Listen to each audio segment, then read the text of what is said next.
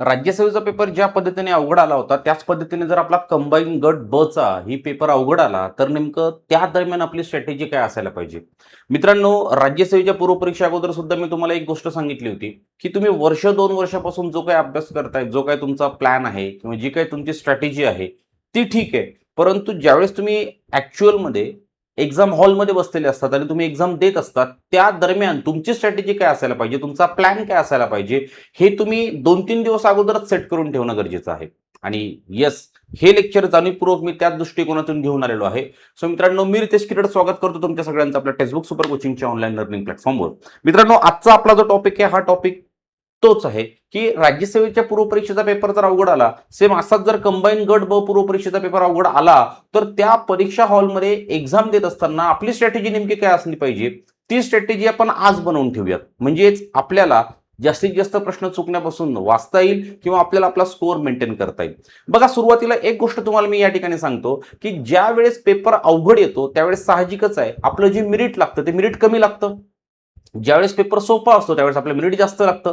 आणि पेपर अवघड आहे की सोपा आहे हे सुरुवातीच्या आपल्याला काही प्रश्नांमध्ये अंदाज येऊन जातो, बरोबर इथपर्यंत. सो ज्यावेळेस पेपर अवघड असतो त्यावेळेस आपल्याला आपली सॉल्व्हिंग एका मर्यादेपर्यंत ठेवणं गरजेचं आहे. मग आपण किती सॉल्व्हिंग ठेवली पाहिजे हे सुद्धा आपण आजच्या सेशनमध्ये बघणार आहोत. दुसरी गोष्ट, पेपर जर सोपा आला तर आपली सॉल्व्हिंग किती असली पाहिजे हे पण आपण या ठिकाणी बघणार आहोत. आणि दुसरी गोष्ट, राज्यसेवा आणि कंबाईनच्या पेपरमध्ये एक खूप मोठा बदल आहे, तो म्हणजे राज्यसेवेमध्ये तुम्हाला 2 तास वेळ आहे, म्हणजे 120 मिनिटांचा वेळ आहे, 100 प्रश्न आहे. परंतु असेच 100 प्रश्न सोडवण्यासाठी कंबाईनमध्ये तुम्हाला फक्त 60 मिनिटांचा वेळ आहे. सो राज्यसेवेमध्ये काय सोडवायचं आणि काय सोडायचं, इथे आपल्याला जे काही सोडवायचंय ते अॅक्युरेसीवर सोडवणं गरजेचं आहे. म्हणजे कंबाईनमध्ये आपल्याला अॅक्युरेसी महत्वाची आहे आणि राज्यसेवेमध्ये काय सोडवायचं आणि काय सोडायचं हे महत्वाचं आहे, बरोबर आहे. सो सुरुवात करून घेऊ आपण आजच्या सेशनला. मित्रांनो, सुरुवात करत असताना सगळ्यात पहिल्यांदा एक गोष्ट तुम्हाला या ठिकाणी सांगतो, स्वराज्य 2.0 नावाची माझी बॅच सुरू झालेली आहे. आजचं माझं पहिलं लेक्चर ओरिएंटेशनचं ह्या बॅचवर झालेलं आहे. सो उद्यापासून या बॅचमध्ये सिलेबस सुरू होईल. सो आपल्याला जर राज्यसेवा 2027च्या दृष्टिकोनातून बॅच जॉईन करायची असेल तर ह्या नंबरवर कॉल करा, अन्यथा मेसेज करा. तुम्हाला ऍडमिशन प्रोसेस मी समजून सांगतो. 18 पुस्तकं आम्ही या बॅचमध्ये देतोय, पर्सनल मेंटरशिप देतोय, ऑफिसर्स गायडन्स अवेलेबल आहे, नोट्स आहेत, टेस्ट आहेत, सगळं काही आहे. ठीक आहे. सो चॉईस तुमची आहे. आता सगळ्यात पहिल्यांदा एक गोष्ट पोरांनो लक्षात ठेवा, ज्या वेळेस आपल्याकडे पेपरची काठिण्य पातळी ही जास्त असते, म्हणजे पेपर हा अवघड येतो, त्यावेळेस सगळ्यात पहिल्यांदा एक गोष्ट लक्षात ठेवा, त्या ठिकाणी पॅनिक होणं गरजेचं नाही. कारण पेपर जर अवघड आलाय तर तो फक्त तुमच्या एकट्याला अवघड जातोय अशातला भाग नाहीये. महाराष्ट्रामधल्या त्या सगळ्या विद्यार्थ्यांना तो पेपर अवघड जातोय जे विद्यार्थी तो पेपर देत असतील, बरोबर आहे. सो पेपर अवघड आहे, पेपर अवघड आहे आणि हा फक्त मलाच अवघड जातोय, ह्या मानसिकतेतून सगळ्यात पहिल्यांदा बाहेर निघा. सो त्या ठिकाणी पॅनिक होता कामा नये. पॅनिक सिच्युएशन जर क्रिएट झाली ना तर आपल्याला काहीच सुचत नाही आता इथून पुढे काय करायचंय. सो पेपर जर अवघड आला तर एक लक्षात ठेवायचंय, आपल्याकडे काय गरजेचं आहे, आपल्याकडे अॅक्युरेसी गरजेची आहे. ज्या दरम्यान पेपर अवघड येतो त्यावेळेस आपल्याला अचूकता मेंटेन करणं गरजेचं आहे, म्हणजे अॅक्युरेसी मेंटेन करणं गरजेचं आहे. त्या सिच्युएशन मध्ये जर तुम्ही पॅनिक झालात आणि जर पॅनिक सिच्युएशन मध्ये जर तुम्ही प्रश्नांची उत्तर देण्याचा प्रयत्न करत असाल तर 200% तुमचे प्रश्न चुकतील, बरोबर आहे. चुकण्याची शक्यता खूप जास्त आहे. सो अशा परिस्थितीमध्ये पॅनिक व्हायचं नाहीये. आपल्याला आपलं लॉजिक, आपली स्ट्रॅटेजी डेव्हलप करून ठेवणं गरजेचं आहे. आपली स्ट्रॅटेजी काय आहे की आपल्याला 60 मिनिटात 100 प्रश्न सोडवायचे आहेत ना, येस. मग 60 मिनिटात 100 प्रश्नांकडे वाटचाल करत असताना आपल्याला अचूकतेकडे लक्ष देणं गरजेचं आहे, अॅक्युरेसी मेंटेन करणं गरजेचं आहे. पेपर कितीही अवघड असू द्यात, जे प्रश्न आपण बरोबर सोडवायचे ते बरोबरच सोडवले गेले पाहिजेत. कारण पॅनिक सिच्युएशनमध्ये येणाऱ्या प्रश्नांची उत्तर देखील चुकतात आणि मग रिझल्ट हातातून जातो, बरोबर आहे. त्याच्यानंतर दुसरा महत्वाचा मुद्दा, या ठिकाणी तुम्हाला स्पीड मेंटेन करणं गरजेचं नाहीये, या ठिकाणी तुम्हाला अॅक्युरेसी मेंटेन करणं गरजेचं आहे, बरोबर आहे. पेपर अवघड आला, प्रश्न मोठे मोठे आल्यानंतर आपण काय करतो, स्पीड वाढवण्याचा प्रयत्न करतो. परंतु मित्रांनो, अतिघाई संकटात नाही. एका लिमिट पर्यंतच आपल्याला स्पीड ठेवणं गरजेचं आहे, कारण आपल्याला अॅक्युरेसीकडे पण लक्ष देणं गरजेचं आहे. सर्वात लवकरात लवकर कोण पेपर सोडवून बाहेर पडतो याची ती कॉम्पिटिशन नाहीये, कॉम्पिटिशन अचूकतेची आहे. त्यामुळे परीक्षेच्या अगोदरपर्यंत स्वतःला सांगा की मला या पेपरमध्ये अॅक्युरेसी मेंटेन करायची आहे, भले माझे 60 प्रश्न सॉल्व्ह होऊ द्यात, माझे 70 प्रश्न सॉल्व्ह होऊ द्यात, माझे 75 प्रश्न सॉल्व्ह होऊ द्यात, परंतु त्यामध्ये माझी 90% प्लस ॲक्युरेसी असेल तर 100% यावेळीची कंबाईनची पूर्वपरीक्षा मी क्रॅक करणार आहे. बरोबर आहे. सो आपल्याला ॲक्युरेसीकडे जास्तीत जास्त लक्ष देणं गरजेचं आहे. त्याच्यानंतर थोडंसं पुढे जाऊयात. 3 राऊंडमध्ये आपल्याला पेपर सोडवणं गरजेचं आहे. अनेक विद्यार्थ्यांना असं वाटेल की हे 3 राऊंड, अरे मास्तर येडा आहे का, एवढा वेळ असतो का, अमकं तमकं फलानं ढिमकं. ते तुमची स्ट्रॅटेजी तुमच्यापर्यंत राहू द्या. मी सांगतोय 60 मिनिट आहेत, 60 मिनिटांचं 3 टप्प्यांमध्ये बायफर्गेशन करायचं. पहिला राऊंड पहिल्या मिनिटापासून 25व्या मिनिटांपर्यंत, दुसरा राऊंड 25व्या मिनिटांपासून 50व्या मिनिटांपर्यंत आणि तिसरा म्हणजे शेवटचा राऊंड हा 10 मिनिटांचा. या 3 राऊंडमध्ये पेपर सोडवायचा आहे.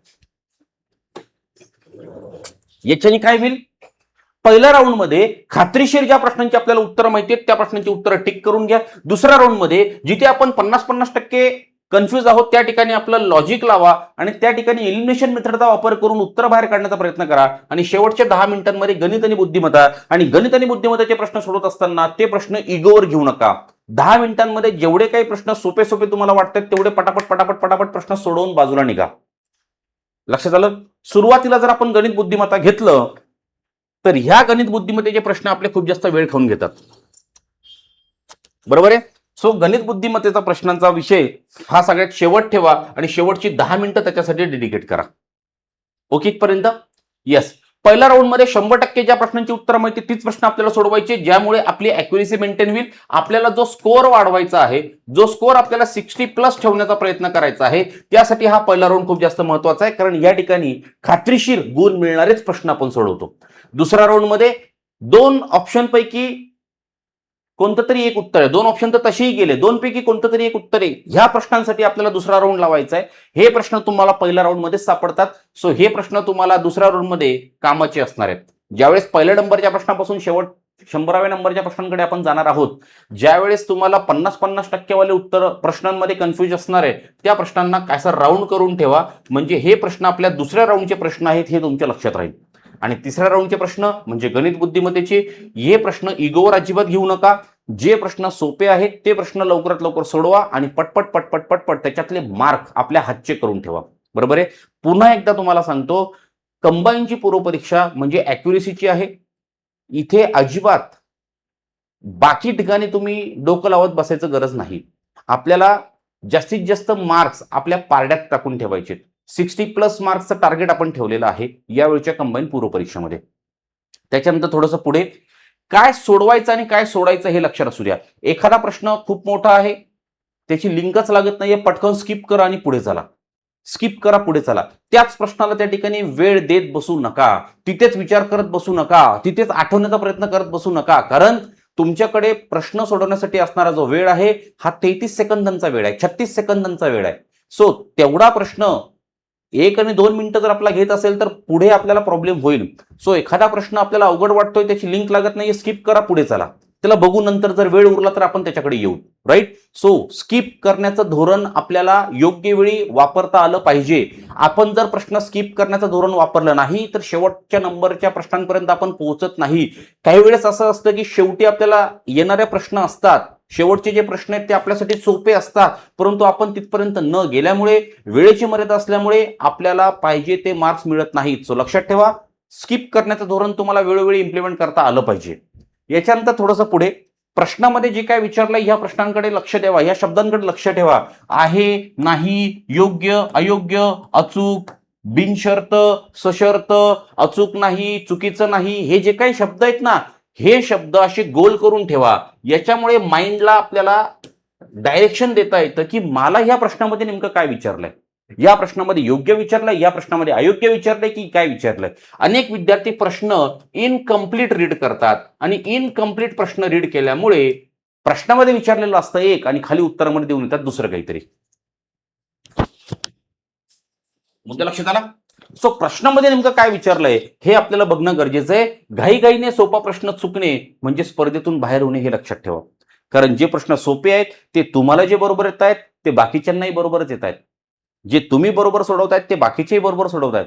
सो सोपे प्रश्न आपल्याला चुकवायचे नाहीयेत आणि सोपे प्रश्न जर आपल्याला चुकवायचे नसतील तर प्रश्नामध्ये नेमक्या कोणत्या शब्दांचा वापर केलाय या शब्दांकडे लक्ष केंद्रित करा. ठीक आहे. याच्यानंतर आता पेपर सोपा की अवघड, त्या अकॉर्डिंग आपण किती सॉल्व्हिंग ठेवलं पाहिजे. जर पेपर सोपा असला तर 80 ते 85 प्लस तुमचं सॉल्व्हिंग असू द्या एक ऑन एन एव्हरेज, आणि पेपर जर अवघड असेल तर तुमचा 65 ते 72 किंवा 75 प्रश्नांपर्यंत सॉल्व्हिंग असलं तरी मोर दॅन सफिशियंट आहे. पण या ठिकाणी तुम्हाला अॅक्युरेसी महत्वाची आहे. या ठिकाणी अॅक्युरेसी महत्वाची आहे. अॅक्युरेसी तर दोन्ही ठिकाणी तुम्हाला लागणारच आहे, परंतु पेपर अवघड आला म्हणून मी पॅनिक झालो आणि मग माझा सगळा खेळ संपला असं करू नका. तुम्ही या पेपरसाठी गेल्या अनेक दिवसांपासून अनेक वर्षांपासून मेहनत करत आहात. सो ती मेहनत तुमच्या एका चुकीमुळे पूर्णपणे पाण्यात जाईल. तुम्हाला परत 2027 साठी तयारी करावी लागेल. जर तशी तुमची इच्छा असेल तर मग पेपरलाच जाऊ नका. सो आपण 2026च्या पूर्वपरीक्षेसाठी जात आहोत. पेपरची काठिण्य पातळी जास्त असेल, शक्यता अशी आहे की काठिण्य पातळी जास्त असेल, कारण आयोग आपल्या प्रश्नांचे स्वरूप बदलत चाललाय. सो पेपरची काठिण्य पातळी जर जास्त असली, आपलं सॉल्व्हिंग 65 ते 75 ठेवणं गरजेचं आहे, पण त्याच्यामध्येही अॅक्युरेसी. अॅक्युरेसीचा अर्थ असा असतो 3-4 प्रश्न म्हणजे चुकले तर चुकले, बाकी माझे प्रश्न चुकणार नाहीत. That is called accuracy, right.